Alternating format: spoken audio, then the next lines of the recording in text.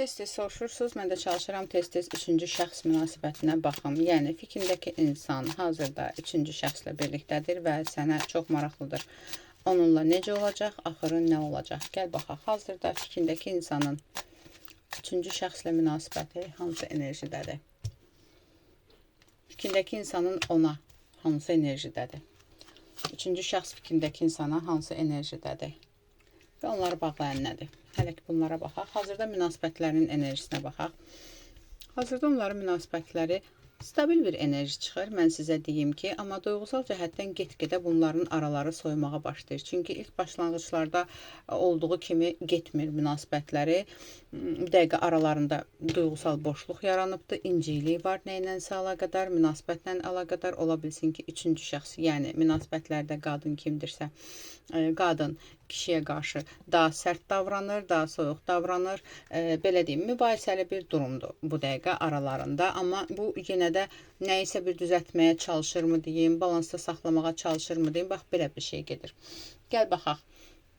Fikrindəki insan üçüncü şəxsə qarşı hansı enerjidədir? Fikrindəki insan da üçüncü şəxsə qarşı burada baxıram. Hərəsinin özünə görə qanunları, hərəsinin özünə görə qərarları var. Burada ola bilsin evlilik enerjisi də çıxa bilər və yaxud da ki, münasibətləri daha bir stabilləşməyə doğru getməyini istəyir və yaxud da ki, münasibətlərin daha da... Yəni, burada münasibəti dəyişmək fikri yoxdur. Baxırsan ki, stabil görür, o insanı elə bil ki, özünə aid mi görür, gələcəklərini mi bir görür, yəni stabilliyi qorumağa çalışır münasibətlərdə. Amma öz fikrindən də daşınmadan belə bir şey deyim. Çünki burada münasibəti düzəltmək cəhdləri var. Üçüncü fikrindəki insanın onunla. Bəs üçüncü şəxs fikrindəki insana qarşı hansı enerjidədir? Üçüncü şəxs də o insana qarşı, yenə deyirəm, stabilliyi qorumaq enerjisi var burada. Stabilliyi, münasibəti, ilişkini qorumaq enerjisi var burada. Burada maddi maraqlar da ola bilər, burada gələcəklə əlaqədar maraqlar da ola bilər. Belə bir şey gedir. Yəni, daha çox burada evlilik enerjisi gedir. Mən sizə deyim ki, okey, onları bağlayan nədir? Onları bir-birinə bağlayan bu dəqiqə nədir? Əslində, onları bir-birinə bağlayan, yəni duyğusal cəhətdən elə bir bağ yoxdur, mən sizə deyərdim ki. Ancaq burada onları bağlayan məcburiyyətlər ola bilər, onları bağlayan hansısa bir maddi maraqlar ola bilər, stabillik ola bilər. Amma bu birlikdə tənhalıqdır. Sadəcə olaraq o öz borcunu yerinə yetirir. Tutaq ki, bu öz borcunu yerinə yetirir. Məsələn, belə bir enerji çıxır bu münasibətlərdə. İndi kimə aiddirsə, uyğundursa davam edin. Çünki onları bağlayan elə bir ciddi bir şey yoxdur. Yəni burada sadəcə ola bilsin sənəd üzərindən, hansıdırsa evlidirsə ola bilsin, evli deyilsə də hansısa bir işlə əlaqədar və hansısa bir məcburiyyətlər var. Belə deyim sizə. Gəl baxaq. Fikrindəki insan üçüncü şəxslə hazırda xoşbəxtdirmi? Xoşbəxtdirmi?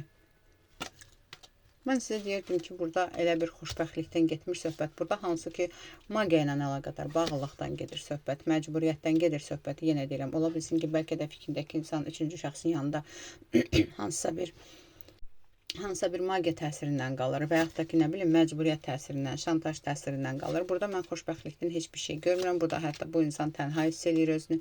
Daima belə içində fikirləşir ki, görəsən getsəydim necə olardı, görəsən gedə bilərəmmi? Belə bir fikirlər. Bəs belə deyək, üçüncü şəxs onunla xoşbəxtdirmi? Üçüncü şəxs bəs fikrindəki insanla xoşbəxtdirmi? Xeyr, üçüncü şəxsin də maddi və stabillik maraqları var. Yenə bir şey deyim burada. Ya bunların bir-birindən asılı, bunları bir-birinə bağlayan burada, yenə deyirəm, formalite ailə bağları da ola bilər. Bunları bir-birinə bağlayan hansısa bir iş də ola bilər, hansısa bir maddiyyat da ola bilər. O artıq şəxsi baxımda daha aydın bilinəcək. Burada ümumi deyilir. Burada yəni onları sadəcə bir-birinə bağlayan məsuliyyətlər, ailə, cəmiyyət, status və s. Yəni belə bir bağ ola bilər hansısa. O da xoşbəxt deyil. Sadəcə olaraq yəni davam edir. Belə deyək. Fikrindəki insan bəs üçüncü şəxslə bu ilişkinin axırını necə düşünür? Fikrindəki insan üçüncü şəxslə bu ilişkinin axırını necə düşünür? Əslində bu ilişkiyə ümumiyyətlə axır fikirləşmir. Prosta deyir ki, görəsən belə hara gedəcək. Amma bitiş falan düşünmür bu insan. Yəni ondan, yəni bunun axırı yoxdur deyə düşünmür. Yəni rəsmi bir şey düşünmür ayrılıq. Sadəcə deyir ki, hə, yəni belə də gedəcək. Belə də gedəcək. Ortada soyuq ilişki, yəni qərarsızlıq, o heç nədən razı deyil. Üçüncü şəxs, nə bilim belədir. Yaxşı, bəs üçüncü şəxs fikrindəki insanla münasibətin axırını necə görür, necə düşünür? Üçüncü şəxs fikrindəki insanla münasibətin axırını necə görür? Fikrindəki üçüncü şəxs fikrindəki insanla münasibətinin axırını o da eyni görür. Yəni belə bunlar birlikdə xoşbəxt deyillər. Bunlar birlikdə sadəcə yenə deyirəm, məcburiyyətlər bağlayır və hətta üçüncü şəxs düşünür ki, axır əvvəl burada bitiş ola bilər və yaxud da ki, fikrindəki insan birdən-birə onu gedə bilər, tərk edə bilər və belə bir qorxusu ola bilər. Belə bir şey çıxır. Gəl baxaq, bəs bunların axırı nə olacaq? Bəs bunların fikrindəki insanın üçüncü şəxslə münasibətinin axırı nə olacaq? Fikrindəki insanın üçüncü şəxslə münasibətinin axırı necə olacaq? Axırı necə olacaq? Mən burada elə bir bitiş falan görmürəm. Davalı, qırğınlı bir münasibət görürəm burada. Yenə deyirəm, daha çox evlilik enerjisi ola bilər. Yəni burada belə bir ayrılıq olacaq falan, belə bir şey görmürəm. Yalanla donlanla dolu bir münasibət ola bilər.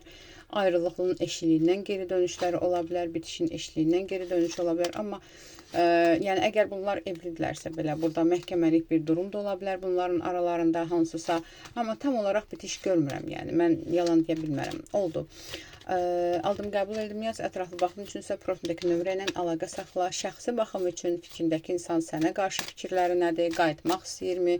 Nə olacaq? Bunlar üçün, bunlara baxdırmaq üçün profildəki nömrə ilə əlaqə saxla.